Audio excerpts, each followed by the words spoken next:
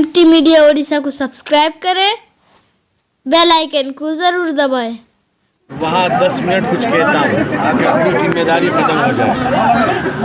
एक बात याद रखें कि हम अल्लाह उसके नबी सल्लल्लाहु अलैहि वसल्लम के मानने वाले हैं और रसूल करीम अलैहिस्सलातु वस्सलाम हमारे आखिरी नबी हैं। आपके बाद कोई नबी नहीं आएगा, ना आया ना आ सकता है। इसलिए ये दीन भी, ये शरीयत भी आखिरी है। हम ज़िंदगी गुजारेंगे रसूल करीम सल्लल्लाहु अलैहि वसल्लम के सुन्नत के मुताबिक, तब जाकर के हम कामयाब होंगे। दुनिया के अंदर कुछ नहीं है। दुनिया तो एक धोखे में रखे हुए इंसान को। शादियों में आम तौर पे मुसलमान बिगड़ जाता है। शादियों में वो समझता है कि इतनी सारी चीज़ें हों और इस तरह की चीज़ें हों, वो समझता है कि इसे शादी कहते हैं। शादी मेरे नबी की सुन्नत है और अल्लाह रब्बुल जलाल ने अपने नबी की सुन्नत का मजाक उड़ाने वालों को बर्दाश्त नहीं किया है। अल्लाह ताला ने अपनी शान में गुस्ताखी बर्दाश्त की है, लेकिन अपने हबीब सल्लल्लाहु अलैहि वसल्लम की शान में गुस्ताखी अल्लाह ने बर्दाश्त नहीं किया। मैं आपको बताऊं, बहुत से ऐसे निकाह जिसे मैं भाग गया हूं। मैं किसी से डरता नहीं हूं। अल्लाह का फضل है कि मैं पूरे हिंदुस्तान का सफ़र करता हूँ। मैं बड़े बड़े ऐसे निकाह में गया हूँ कि बड़े बड़े लोगों के, लेकिन मैं डरता किसी से नहीं।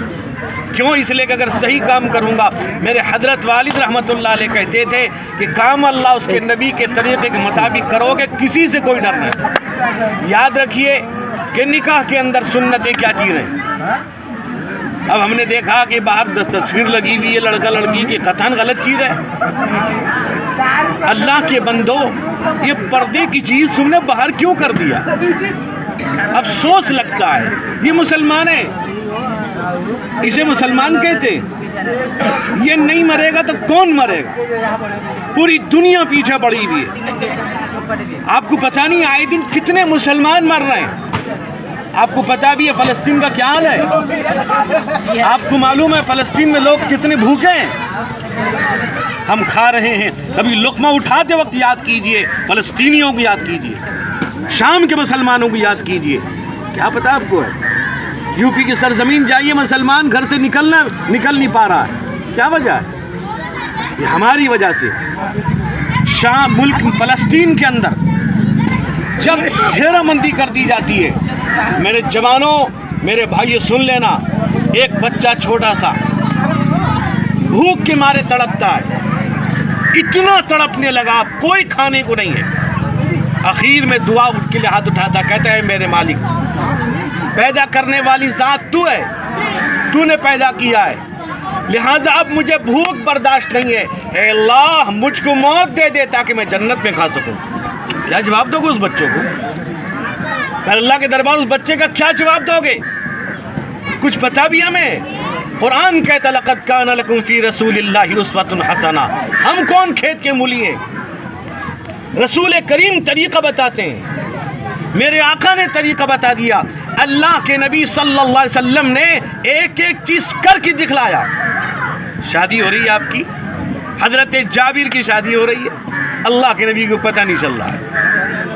मेरे कहने का मकसद ये है कि इस तरह की चीज़ें, जैसे अब्दुल्ला साहब ने पगड़ी पहन रखी, इसकी ये राजपूतों का तरीक़ा है, ये मालूम नहीं, पहन लियो। और पगड़ी असल है बांधा जाता है, अल्लाह के नबी की सुन्नत ये बाजार मिलती है, राजपूतों का है। एक दूसरी बात ये, गाड़ियों का सजाना, कुरान क्या कहता है? हम अल्लाह उसके नबी की बात मानेंगे, किसी और की बात नहीं मानेंगे। एक जगह में गया तो वहाँ देखा कि बड़ा हंगामा है। मैं गाड़ी में बैठा आ गया। क्या करेगा वो? मुझे मार डालेगा।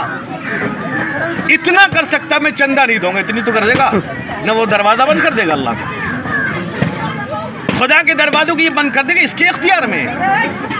कुरान कहता वला तुबज़्ज़िर तबज़ीरा इन्नल मुबज़्ज़िरीना कानू इख़वानश शयातीन व कान अश-शैतानु लिरब्बिही कफ़ूरा। कुरान कहता है फजूल खर्च ना करो। क्या मतलब? यानी सुन्नत के खिलाफ ना करो। سنت کے خلاف کرو گے اللہ اس کے نبی ناراض ہو جائیں گے۔ میں آپ بتاؤں سنت، ایک صحابی اللہ کے نبی صلی اللہ علیہ وسلم کے پاس آتے ہیں، وہ صحابی نے اتنا قرضہ کیا تھا، وہ کہتے ہیں اے اللہ کے نبی اگر میں پوری زندگی ادا کرنا چاہوں ادا نہیں کر پاؤں گا۔ نبی کریم علیہ السلام کے صحابی ہیں، حدیث میں آتا ہے کہ اللہ کے نبی کے پاس آئے تھے کہ نبی کچھ دیں گے ہدیہ تحفہ تو میں دیکھ قرضہ ہلکا کر لوں گا۔ اللہ کے نبی نے فرمایا کہ جاؤ، کھانے سے پہلے دونوں ہاتھ دھو لینا اور کھانے کے بعد دونوں ہاتھ دھو لینا۔ اب وہ صحابی دل میں خیال کرنے لگے، میں تو اپنے آقا صلی اللہ علیہ وسلم کے پاس آیا تھا، آپ کچھ ہدایہ دیں گے میں قرضہ ہلکا کروں گا، لیکن آپ نے تو کہہ دیا ہاتھ دھونے کی بات۔ وہ صحابی کا بیان یہ ہے، فرماتے ہیں کہ اللہ کے نبی کی سنت پر عمل کا نتیجہ یہ ہے کہ 40 دن نہیں گزرے تو اللہ نے سارے قرضوں کو ادا کر دیا۔ میرے آقا ہے، پوری کائنات کے آقا، پوری کائنات آپ کے صدقے۔ میرے بھائی، یعنی ہمیں ان چیزوں سے پرہیز کرنا ہے جن چیزوں کو اللہ اس کے نبی کے فرمان کے خلاف اس سے پرہیز کرے گا، اور جن چیزوں کو اللہ کے نبی نے کیا، صحابہ نے کیا، ہم کریں گے، نہیں کیا نہیں کریں گے۔ بہت سی چیزیں ہوتی ہیں، میں تو مختلف چیزیں دیکھتا ہوں، بہت سے نکاح میں جاتا ہوں، عجیب عجیب حال ہوتا ہے۔ بھوبنیشور گئے ایک ہوٹل میں، ہم نے کہا السلام علیکم، چلتے ہیں، بہت بڑے زیڈ تھے، ہم نے کہا السلام علیکم۔ اس طرح سے نکاح نہیں پڑھا سکتے، اس لیے کچھ چیزیں آدمی کو جاننی چاہیے، نکاح میں کیا چیزیں ضروری ہیں، نکاح کیسے کیا جاتا ہے، نکاح سنت ہے، اور سنت کو کس طرح کیا جائے۔ عام طور پہ میں دیکھتا ہوں بہت سی جگہوں پہ ہنگامہ کئی دنوں سے ہوتا ہے، ہلدی مہندی کی رات ایک لکھی جاتی ہے، ابھی اللہ کے نبی کہاں سے آ گیا؟ کس نے بتا دیا؟ کبھی کسی مولوی نے کہا پوچھ کر کرو، قرآن کہتا ہے فَاسْأَلُوا أَهْلَ الذِّكْرِ إِن كُنتُمْ لَا تَعْلَمُونَ، بغیر پوچھے علماء سے نہ کرو۔ میرے بھائی، اس لیے دیکھیے اب یہ رشتہ ازدواج کے اندر دونوں منسلک ہو رہے ہیں، اب میاں بیوی بن گئے۔ اللہ سے دعا کریں اللہ تعالیٰ ان کے اندر محبت پیدا فرمائے اور ایک دوسرے کے حقوق کو ادا کریں۔ یہی وجہ ہے کہ جھگڑے ہوتے ہیں میاں بیوی کے، اللہ اکبر۔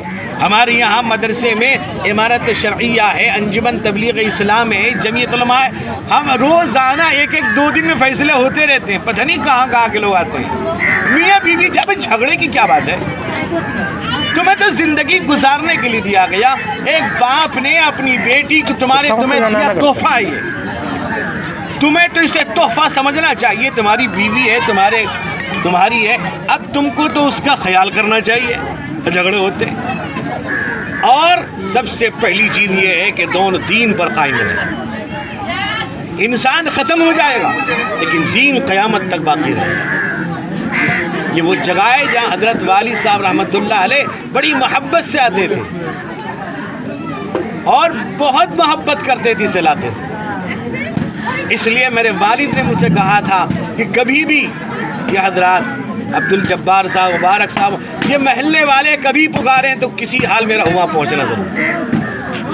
بھائی یاد رکھیے، ہمیں نبی کریم علیہ السلام کی سنت پہ عمل کرنا ہے، فضول خرچی سے بچنا ہے اور غریبوں کا خیال کرنا ہے۔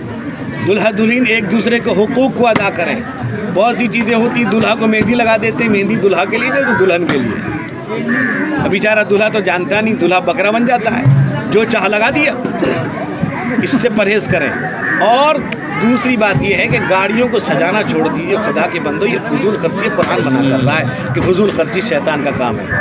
اس لیے میں نکاح پڑھاتا ہوں اور دعا بھی کریں اللہ تعالیٰ دونوں کے اندر محبت پیدا فرمائے، دونوں خاندان کو قبول فرمائے۔